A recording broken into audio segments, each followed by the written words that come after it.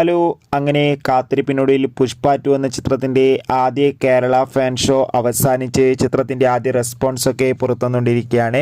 ആ ഒരു അപ്ഡേഷനാണ് ഇന്നൊരു വീഡിയോ ഭാഗത്ത്. വീഡിയോയിലേക്ക് മുൻപ് വീഡിയോ ലൈക്ക് ചെയ്യുക, ചാനൽ സബ്സ്ക്രൈബ് ചെയ്യുക. നവംബർ മാസം ധാരാളം ചിത്രങ്ങൾ OTT റിലീസ് ചെയ്യുന്നുണ്ട്. ചാനൽ ഭാഗം പരിശോധിച്ചാൽ നിങ്ങൾക്ക് കാണാൻ വേണ്ടി സാധിക്കുന്നതായിരിക്കും.